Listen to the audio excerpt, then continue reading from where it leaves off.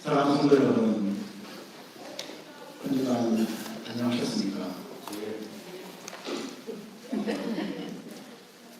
안녕하시자는 그 인사가 요즘에는 또 이렇게 서로 주고받는 인사인데, 예전에 저희 동네에서 어르신을 만나면 식사하셨습니까? 이렇게 인사를 했습니다. 그때만 해도 제가 워낙에 시골에 살아서 익숙했지만 새끼를 먹는 게 정말 행복 중에 행복이었기 때문에 아마 그랬었던 것 같습니다. 요즘에 안녕하시냐, 평안하시냐 라는 인사가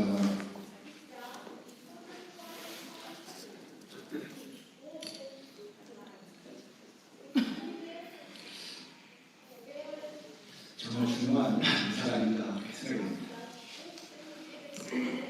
평화라고 하는 것, 이런 게 정말 어떤 그 상식적인 게 아니고 또 당연히 주어진 것이 아니라 평화가 아니면 전쟁이 일어날 수 있고 안정이 아니면 혼동이 일어난다고 하는 것, 바로 그것이 지금 이 한국 사회만이 아니라 도리도 마찬가지고 지금 전 세계의 그런 갈림길에 서 있는 게 아닐까 싶습니다. 오늘 말씀 예레미야서를 잠깐 살펴보면은 예레미야가 이제 유다 왕으로 이 바빌론에 망하게 될 거라는 그런 예언을 합니다. 어떤 예언자가, 어떤 설교자가 앞에서 여러분들 다 망합니다, 이 나라가 곧 멸망하게 될 것입니다 하고 그런 악담을 하고 싶겠습니까? 그런데 예레미야는 그렇게 했고, 그 대가로 당시 예루살렘 성전의 총감독에게 매제를 당하고 감옥에 갇혔습니다. 그러다가 이제 풀려나서 한 오늘 그 본문 말씀이 풀려나서 하는 바로 탄식입니다. 독일을 보시면 5번째 탄식이라고 되어 있어서 여기서 5번째구나, 반복이 5번째 되고 있는 그런 것을 우리가 배경으로 한번 생각해 보시면 좋겠습니다. 간단히 구체적으로 7절에 보시면은 바로 이렇게 고초를 당하고 또 탄식을 당했다는 것, 또 5번이나 그렇게 했던 것은 다름 아닌 여호와께서 공유를 하셨기 때문이라고 합니다. 우리 세번역 성경을 보시면 조금 더 리얼하게 주님이 속였다, 또 예레미야는 속임을 당했다, 그래서 이렇게 멸망과 폐망의 예언을 하게 되었고 5번이나 매질을 당하고 감옥에 갇히게 되었다. 그런데 강하신 그 주님의 강건하심 때문에 어쩔 수 없이 예언자로서 그런 멸망과 폐망의 말씀을 전할 수밖에 없었다.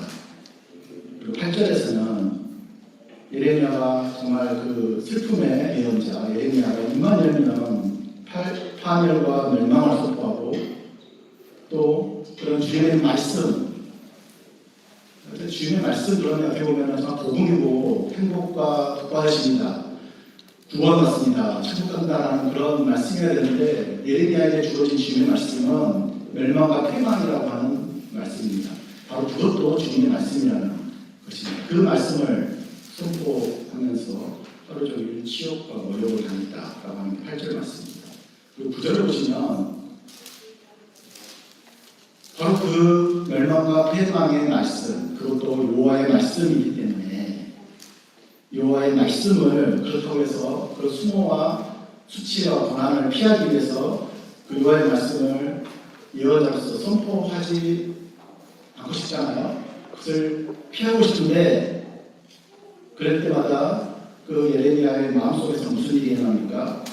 마음이 불 붙는 것 같아서 심지어 뼛속까지 사무쳐서 답답해서 견딜 수가 없다.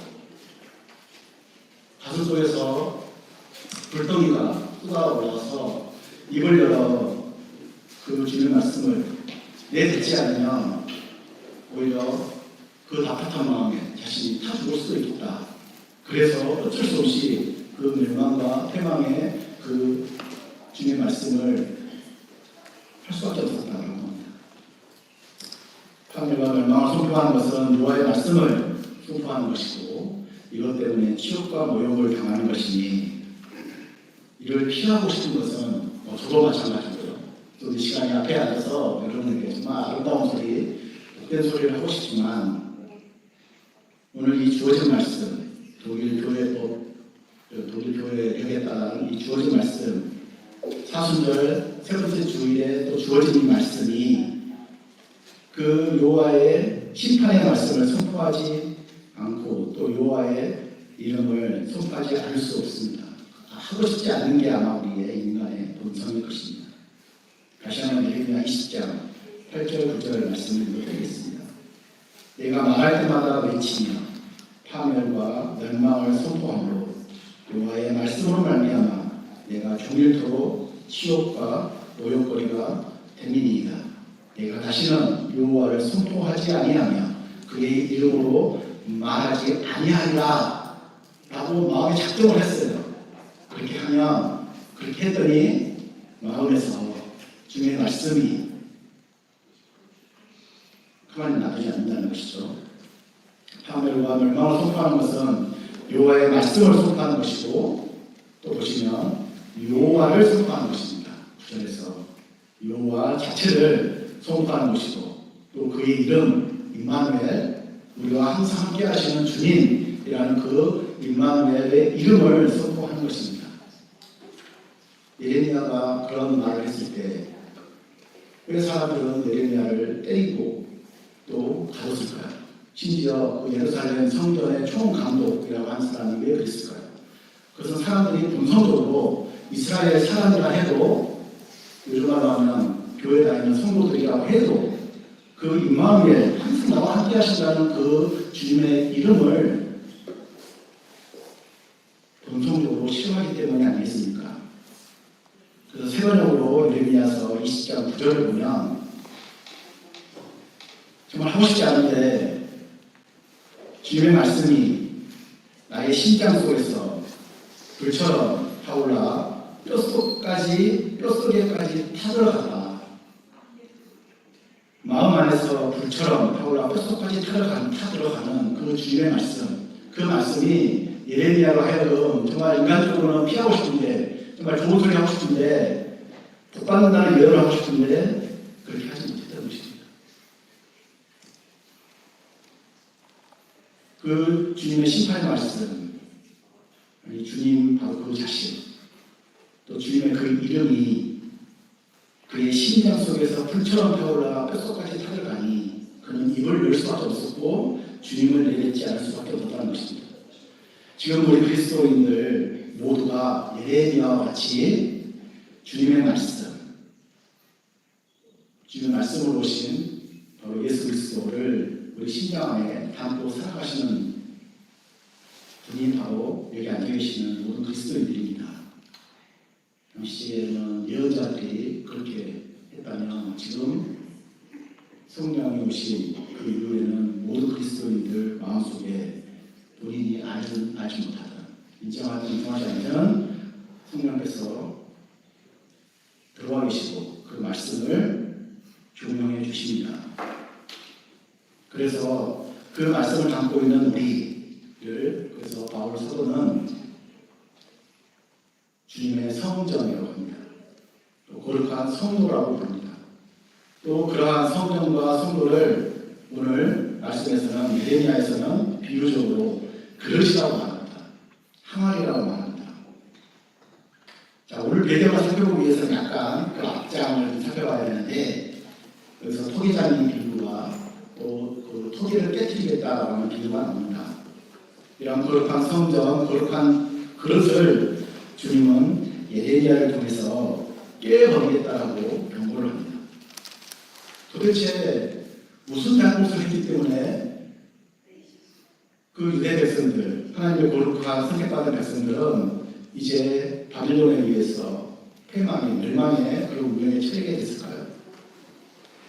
거룩한 성전으로 부름을 받은 구원받은 이스라엘 백성의 죄악은 도대체 무엇입니까? 잠시 앞장을 살펴보면 예레미야서 19장 4절을 제가 한번 읽어드리겠습니다. 이는 그들이 나를 버리고 이곳 성전을 불결케 하며 이곳 성전에서 자기와 자기 열조와 유다 왕들이 알지 못하던 다른 신들에게 분향하며 무죄한 자의 피로 이곳에 채웠으며 예레미야서 19장 5절 또 그들이 바알을 위하여 산당을 건축하고 자기 아들들을 바알에게 번제로 불살라 드렸나니 이는 내가 명하거나 말하거나 뜻한가가 아닙니다. 우상숭배와 인신제사가 자행되었다는 말입니다. 십계명의 제1계명을 정면으로 둔 것이고 또 생명을 경시하고 심지어 자신의 자녀들을 바알신의 번제물로 불살라 드렸다는 것입니다. 바로 이것은 율법의 전체, 구약성서의 전체, 또 그 율법의 어떤 그 핵심 요약이라고 말하는 예수님의 하나님의 사랑과 이웃 사랑을 정면으로 부정하는 것입니다. 하나님의 창조의 목적, 바로 생명을 창조하시고 보존하시고 보호하시는 바로 그 창조주 하나님을 정면으로 부정하는 것입니다. 또한 출애굽을 통해서 구원 백성으로 그렇게 삼아주셨고 이제 하나님의 나라로 그렇게 삼아주셨는데 바로 그러한 하나님의 구원 공동체를 정면으로 부정한 것입니다. 이스라엘은 구원받은 공동체로서 하나님의 손 안에 있는 토기라고 말합니다. 예레미야서 18장에서 하나님은 자신을 토기장이라고 비유합니다. 18장 6절 제가 읽어드리겠습니다. 나 여호와가 이르노라 이스라엘 족속아 이 토기장이에 하는 것 같이 내가 너희에게 행하지 못하겠느냐.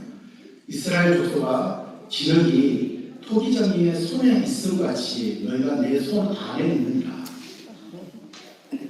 이렇게 귀하고 귀한 하나님의 택한 백성들 토기장이의 손 안에 들린 그 진흙을 이제 좀 잘 씻어서 멋진 항아리, 좀 쓸만한 항아리로 만들고 심지어 우리나라식으로 말하면 청자와 백자로 그렇게 만들려고 하나님께서 계획하시고 그렇게 하셨는데 그 진흙은 어떻습니까? 토기장의 손에서 벗어나려고 하고 토기장의 손길을 귀찮아하고 또 그 토기장의 손길에 순종하지 않습니다. 그래도 토기장이는 진흙을 달려고 달려서 틱찍을 치고 주먹으로 쳐서라도 달려고 달려서 쓸만한 항아리로 만들어야겠다라고 하는 그 고집을 꺾지 않으십니다. 이집트의 노예로 있을 때에 그 노예를 속량해내고 하나의 민족, 국가, 쓸만한 그런 항아리로 만들어냈습니다. 자, 그 항아리는 물도 담고 여러 가지 물건을 담을 수 있는 보호하는 그러한 용기입니다. 우리 사람들이 살아가는 데 있어서 꼭 필요한 그런 공동체, 작게는 가정, 교회, 크게는 국가라고 볼 수 있습니다. 이러한 구원받은 백성들이 자유롭게 살아가고 삶의 터전을 마련해 주신 것, 바로 그 터전이 바로 항아리이고 민족이고 국가였던 것입니다. 물고기가 바다라는 항아리에서 안전하고 자유롭게 살 수 있듯이 구원받은 백성의 자유로운 삶도 또한 오직 튼튼하고 정의로운 그런 국가라고 하는 항아리에서야 비로소 보호를 받고 또 성장해 나갈 수 있습니다. 하나님 민족과 국가 안에서 살아가는 생명이 자유롭게 살아가도록 하기 위해서 하나님은 출애굽하고 나서 그 사막에서 특히 시내산에서 십계명을 주셨습니다. 그러나 십계명을 어기면 하나님은 항아리를 깨버립니다. 아니, 공동체의 법. 자, 우리에게 있어서는 그 공동체의 법이 무엇입니까? 교회에서는 교회법이 있고요. 국가에서는 헌법이 있습니다.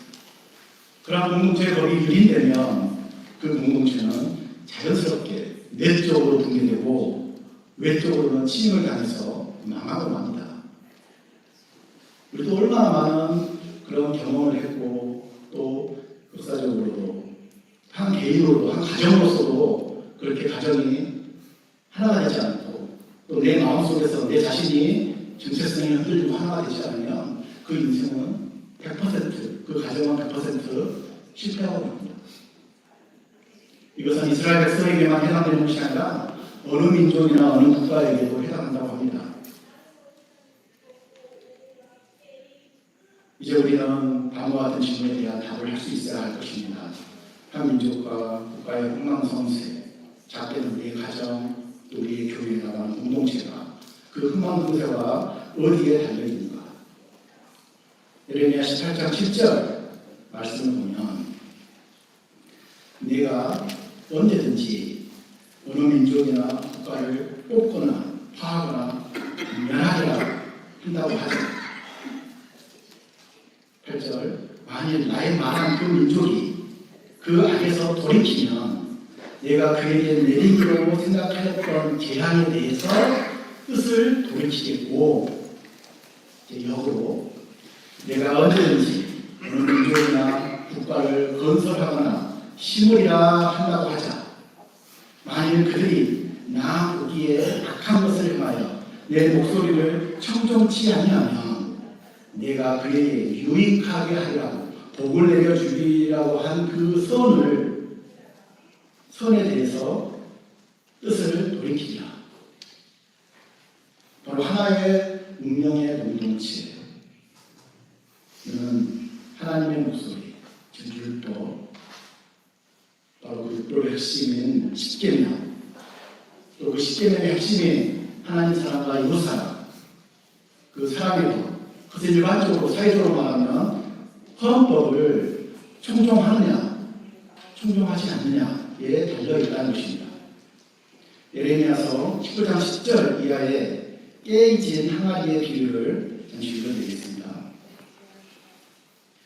이렇게 말하고 나서 너는 데리고 간 사람들이 보는 앞에서 그 항아리를 깨뜨리고 토기 그릇은 한 번 깨지면 다시 원상태로 쓸 수 없다.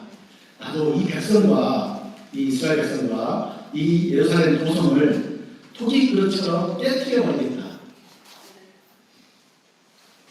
하나님의 말씀을 충종하지 않으면 이방 백성의 국가, 즉 항아리가 깨지듯이 이방 백성의 국가의 그 항아리가 깨지듯이 멸망하게 되는데 그것은 구원받은 백성, 이스라엘 구원 공동체라고 하는 그 항아리도 동일하게 그렇게 된다는 것입니다.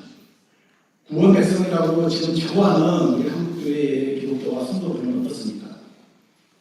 단지 교회의 흥망성쇠만이 아니라 국가의 흥망성쇠가 바로 하나님의 말씀, 즉 십계명, 그 헌법에 순종하느냐 하지 않느냐에 달려있다는 것입니다.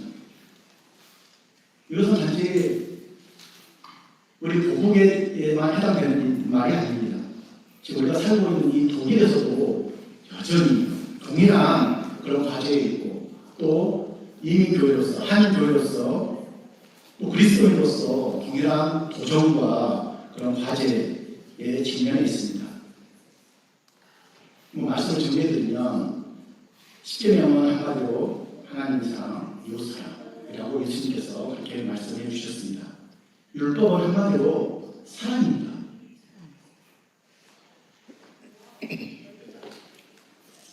왜 그렇습니까? 율법을 지키는 것은 하나님을 사랑하는 표현입니다. 또 이웃을 사랑하는 최고의 방법이 율법을 지키는 것입니다. 이것은 우리가 교회의 용어가 아니라 사회에서 통용되는 용어로 한번 사용을 해보면 헌법을 수호하고 헌법을 지키고 구현하는 것이야말로 이웃사랑, 이며 바로 이것이야말로 그 이웃의 사람들의 생명을 지키고 보호하는 것, 그것이야말로 창조주 하나님의 창조 목적에 가장 부합한 것이라고 성경에 나오고 있고, 또 우리 그리스도인들은 믿고 그렇게 고백합니다. 교회에서만이 아니라 일반 사회에서도 한 사람 한 사람의 그 생명과 그 사람의 생각이 얼마나 중요하게 또 소중하게 간주되어야 합니까? 이것을 오늘 말씀에서 이렇게 표현합니다. 나의 심장에서 불처럼 타오르고 심지어 내 뼛속까지 타들어가는 하나님의 말씀, 하나님 자체가 예수 그리스도의 십자가 부활 이후 부활하여서 성령으로 우리 마음을 성전 삼으시고 또 성도들 마음속에 각각 자정하여 계시는 바로 그 성도들 한 사람 한 사람들의 그런 고백과 생각을 존중해야 된다. 바로 그것은 교회에서만 해당되는 말이 아닙니다. 우리 사회에서도 마찬가지라는 말씀입니다. 하나님 아버지의 입장, 창조주 하나님의 입장에서 보면 성도, 즉 성전을 보존하고 행복하게 하는 것이 최고의 창조의 목적이며, 어느 누가 자기 자식들이 실패하고 멸망하고 이렇게 죽기를 바라겠습니까? 바로 창조주 하나님의 아버지의 마음으로 그 이스라엘 백성들, 그걸 넘어서 모든 세상의 만물이 그 생명이 온전히 천수를 누리고 그렇게 살기를 바라지 않겠습니까? 바로 그것을 위해서, 그렇게 살아가라고 하기 위해서 규칙을 주셨는데 바로 그것이 율법이고 십계명이라는 것입니다. 바로 그 율법과 십계명, 그것을 사회에서는 헌법이라고 하는 것으로 만들어져 있다, 그 역할을 하고 있다고 저는 믿습니다. 십계명이 노예의 속박에서 벗어난 개개인을 존중하고 또 사랑을 받는 인격체로 대하듯이 국가의 법, 즉 헌법도 또한 그 개개인을 독립된 인격체로 존중하고 보호를 받아야 할 운동한 시민으로 대합니다. 십계명이 그런 점에서 사랑의 법이라고 말을 할 수가 있고, 헌법도 또한 그런 점에서 인권과 인간의 존엄성을 근간으로 하는 그 사람을 사랑하는 사랑의 법이라고 말할 수 있습니다. 그리고 십계명과 헌법을 어떻게 그렇게 대놓고 비교할 수 있어요? 라고 질문을 할 수 있겠습니다. 저도 고민을 했고요. 한번 제가 말씀을 드려보겠습니다. 십계명과 헌법은 공통점은 두 개 다 율법이고 법이라는 것입니다. 그리고 두 가지 다 생명 존중과 자유와 공의를 구현하자는 것입니다. 차이점은 어떻게 보면 가장 중요한 제1계명과 2계명에 있다고 볼 수 있습니다. 이 두 계명은 우상 숭배와 미신을 금지합니다. 왜냐하면 하나님은 어디 밖에 있는, 어디 만들어진 바닷속의 물고기나 하늘 위의 새와 같은 어떤 그런 형상이 아니라 바로 하나님은, 그 하나님의 말씀은 바로 내 안에 마음속에 있기 때문에 그렇습니다. 그렇기 때문에 우상 숭배와 미신을 금지하는 것입니다.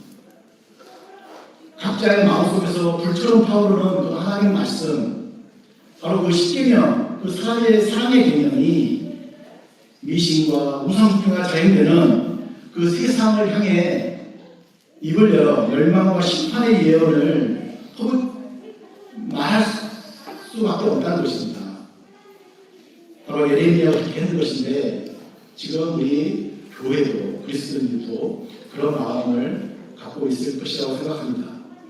바로 그것은 그렇게 비판을 함으로써 한 사람이라도 다시 회개하고 돌아올 수 있는 그러한 기회를 하나님께서 주시기 원하십니다.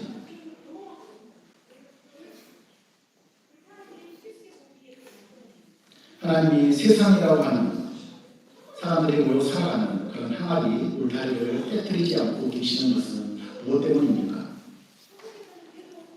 바로 그것은 오늘날에도 그런 작은 예레미야들이 교회에서 또 거기에서 사회에서 그러한 외치는 목소리로 존재하고 있기 때문입니다. 마음속에서 불처럼 타오르고 뼛속까지 타들어가는 참을 수 없는 외침을 자신에게뿐만 아니라 또 타인들에게서도 외면하지 마십시오. 여러분 각자의 마음속에서 터져나오는 그 외침 때문에 그런 상황에 따라서 불이익을 당하고 또 수모를 당하고 그러한 염려 때문에 스스로 침묵을 선택하지 마십시오. 현재 우리가 누리고 있었던 우리가 살아가는 이 항아리 안의 물과 이 공기들 우리들이 정말 무의식적으로 당연하게 누리고 살아왔었던 그러한 항아리 안의 물과 공기가 사실은 과거에 수많은 사람들의 외침과 수모와 핍박, 고난이 차곡차곡 쌓였던 사고차 쌓여있었던 그 결과라는 것입니다. 예레미야의 반복되는 그런 예언과 수모, 하나님 나라, 예수님의 하나님 나라의 선포와 십자가의 고난, 그리고 역사 속에서 작은 예레미야들, 작은 예수들이 외쳤던 그런 함성, 그런 그 함성에 모여서 오늘날 우리가 살아가고는 그 헌법이라고 하는 항아리가 만들어졌던 것입니다. 바로 그것을 우리가 이 시간 우리 그리스도인들이 통찰력을 가지고 고백할 수 있었으면 좋겠습니다. 헌법이라고 하는 그 항아리가 깨질 것인지 유지될 것인지 그것은 바로 오늘날 우리가 살아가는 우리들에게 달려 있습니다. 한 사람 한 사람의 마음속에서 불타고 있는 하나님의 사랑의 그 율법은 바로 현대 자유민주주의라고 하는 그 헌법 질서 안에서 구현되고 있습니다. 이러한 통찰력을 가진 우리 성도들이 더 많아지기를 소망합니다. 왜냐하면 이 헌법이 생명을 보존하고 창조의 목적에 맞게 우리가 자유를 누리며 행복하게 살아갈 수 있도록 하는 울타리를 만들어주기 때문에 그렇습니다. 우리 성도님들은 율법이, 십계명이 바로 그 헌법에 의거해서 예언자적인 감시자의 역할을 해야 하는 것입니다. 바로 예레미야가 그렇게 했듯이 말입니다. 성도와 교회가 이러한 통찰력을 발휘하지 못하고 예언자적인 소리를 내지 못하면 결국에 헌법이 생명보호라고 하는 그 역할을 감당하지 못한다면 하나님은 오늘의 우리가 살아가는 그 삶의 터전인 항아리를 깨트려버리고 말 것입니다.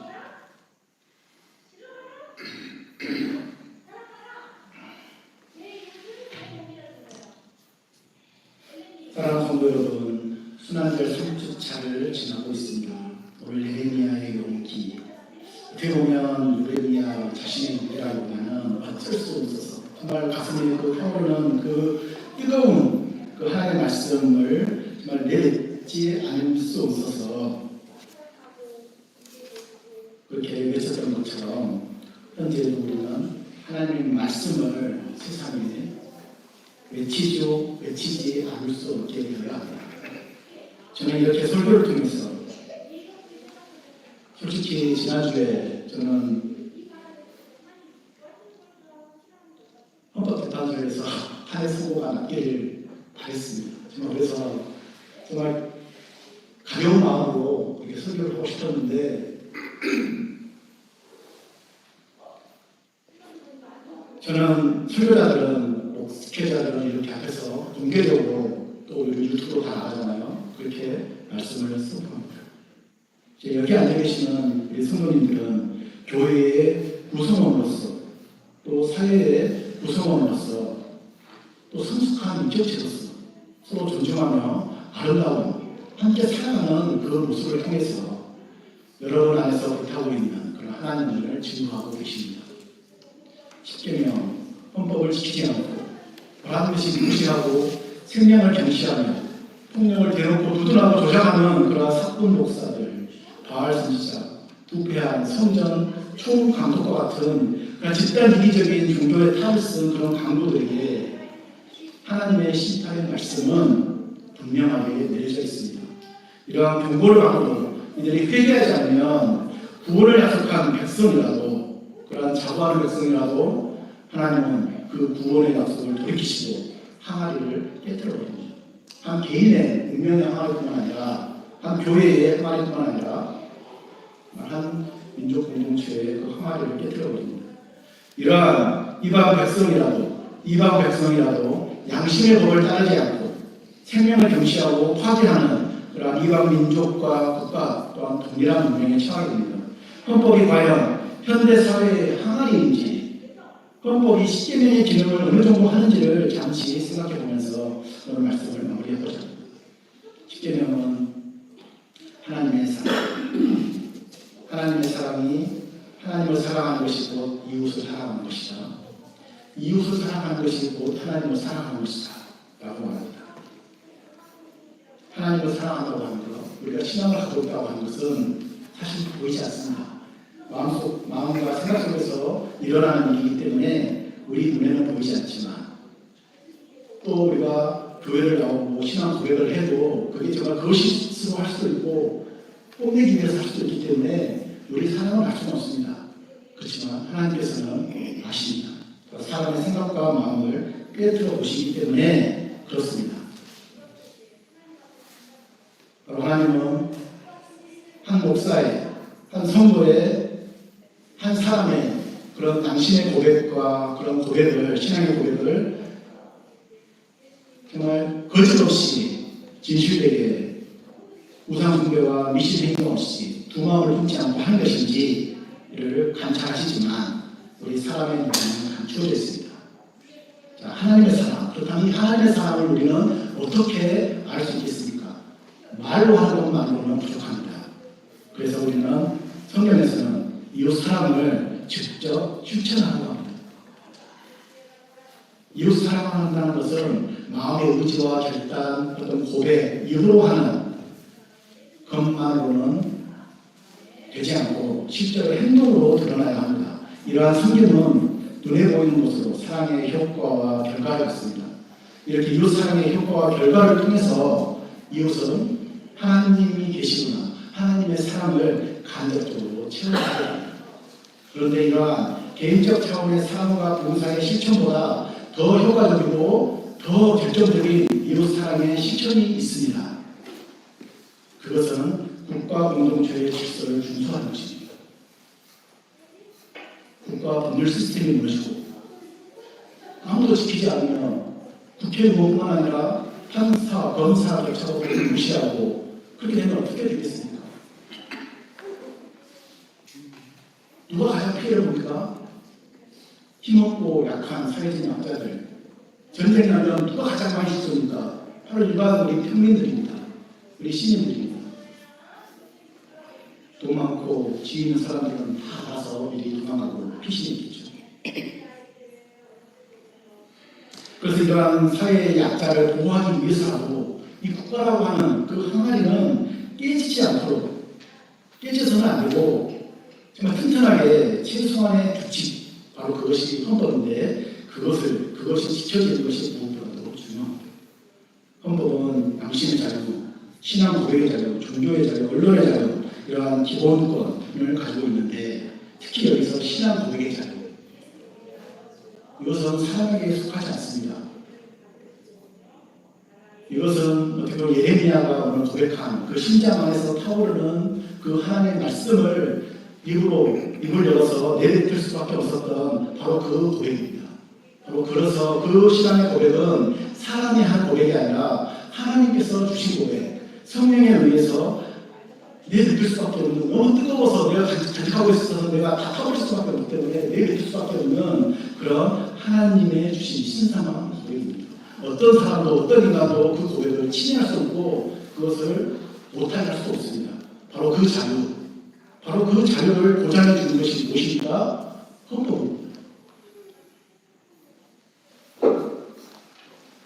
바로 그 신앙 고백의 자유에 근거해서 양심의 자유, 종교의 자유, 언론의 자유, 표현의 자유, 결사집회의 자유, 이런 자유들이 가능한 것입니다.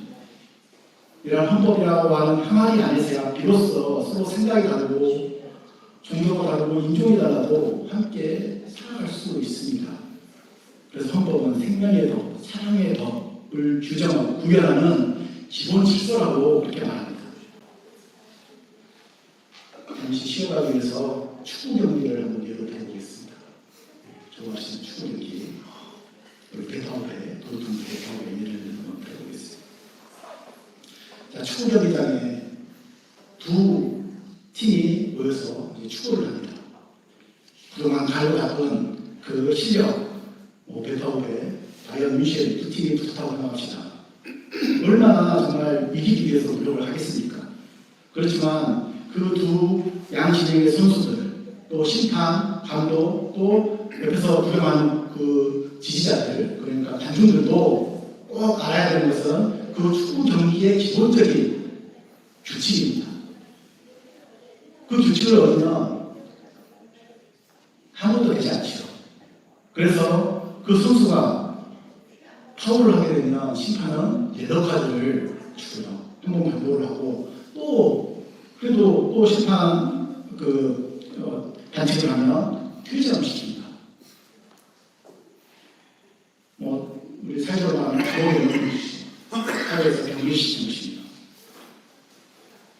이러한 기본적인 축구의 규칙, 그러한 것을 지키는 것은 선수들에게도 되게 중요합니다. 그래서 선수들은 정정당당하게 경기를 펼치고 패배에 대해서 깨끗하게 승복합니다. 패배했다고 해서 아우지 탕으로 간다든지 당장 거기서 총살을 당한다든지 그러지 않을 거라는 것은 누구나 다 알고 있습니다. 관중들도 마찬가지입니다. 제가 지지하던 팀이 졌다고 해서 당장 그냥 폭동을 일으키고 세상이 끝난 것처럼 그렇게 하지 않습니다. 다음 기회를 기약하면 조금 더 노력하자 그렇게 이야기합니다. 이것이 바로 그 공동체라고 하는 그런 항아리 안에서 가장 각설의 일원들이 함께 살아가는 기본 질서이자 일반적인 사회의 용어로 하면 헌정 질서라고 말합니다. 바로 이러한 항아리를 지금 토기장이이신 하나님이 그 손 안에 들고 계십니다. 그걸 깨트리나 마냐 그것을 지금 보고 계시는 것이죠. 교회 공동체를 한번 예를 들어보겠습니다. 우리 교회라고 하는 것도 어떻게 보면 항아리입니다. 우리 공동체가 생명과 자유와 사랑의 공동체, 또 세상의 빛과 소금이 되는 그런 항아리인 것을 우리는 믿고 또 실천하고자 합니다. 구원의 공동체인 그 교회의 공동체에서만큼은 구성원 한 사람 한 사람의 의견이 존중되고 또 경청되어야 합니다. 아주 작은 어린아이의 목소리, 우리 옆에 앉아 계시는 성도님 한 사람 한 사람의 그 외침을 무시해서는 안 됩니다. 이 작은 외침, 그것은 다름 아닌 그 성도 안에 계시는 성령 하나님께서 주시는 외침이기 때문에 그렇습니다. 우리는 그것을 믿고 있기 때문에 그렇습니다. 이렇게 우리 신앙 공동체에서만큼은 한 사람 한 사람의 생각과 의견이 존중되고 협의되고 그러한 귀한 사랑의 공동체라는 항아리로 빚어지기를 정말 간절히 바랍니다. 그렇게 해서 세상의 공동체, 특히 모든 사람을 품는 그런 헌법 질서의 빛과 소금의 역할을 감당하는 신앙 공동체의 자부심을 세상 속에 있는 그런 그리스도인 교회의 그 자부심을 우리가 되찾을 수 있기를 간절히 바랍니다. 모두 그 길은 고난의 길, 무시와 조롱을 당하는 길, 예레미야가 먼저 갔던 길이고 무엇보다도 우리 예수 그리스도께서 먼저 가셨던 길입니다. 우리는 그 길을 따라가는 제자입니다. 그러면 지금은 여전히 암흑 속에서 한계 속에서 정말 이렇게 더듬으면서 간 것처럼 보이고 생각되겠지만 그렇지만 우리가 믿는 것은 우리 한 사람 한 사람의 마음속에서 뜨겁게 역사하시는 그 성령 하나님이 우리 각자에게 감동을 주시고 또 성경 말씀을 생각나게 해주셔서 조명해 주셔서 그 갈 길을 알려주신다는 것입니다. 바로 그런 같은 생각을 가진 그런 그런 신앙인들, 또 같은 마음을 가진 사회의 시민들과 연대하고 함께할 수 있기를, 우리 교회가 그렇게 될 수 있기를 정말 간절히 바랍니다. 바로 이것이 세상에서 교회의 존재의 의미이며 또 성도의 존재의 이유가 되어야 되겠습니다. 왕이신 예수님이 우리 각자의 마음속에서 역사하심을 믿고 나갑시다. 지금 우리가 아니면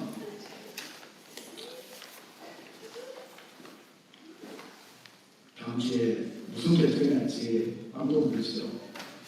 만에 하나 정말 그런 결정이 난다면 그럼에도 불구하고 우리는 포기하지 않고 또 소망을 잃지 않고 나아가야 합니다. 바로 그 교회는 우리 인간들만의 교회가 아니라 원래 하나님의 교회이기 때문에 그렇습니다. 하나님의 일이기 때문에 그렇습니다. 그렇기 때문에 우리는 하나님 사랑과 이 사랑이라고 하는 그 율법의 핵심을 가르쳐 주셨고 또 멈추고 실천하셨던 그 예수를 왕으로 모시고 이 모든 어려운 일들을 또 실패를 겪고서 헤쳐 나아갈 것을 확신합니다.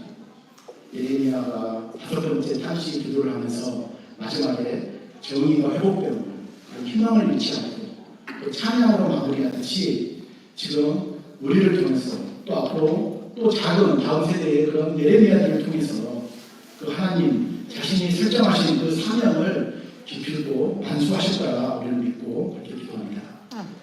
아멘. 함께 찬양하시겠습니다. 찬송가 38장 예수 이름으로 찬양하시고 기도하시고 하겠습니다.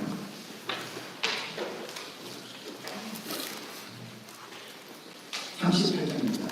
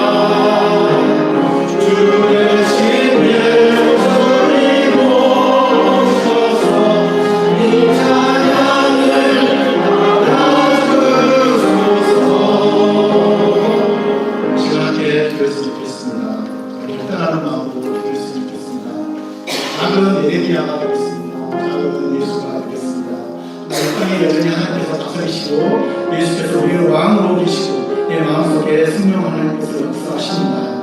그것을 온 세상에 빛과 소금으로 보여주시고 이를 위해서는 저는 특별한 그런 우리의 기도를 했으면 좋겠습니다. 기도하시겠습니다.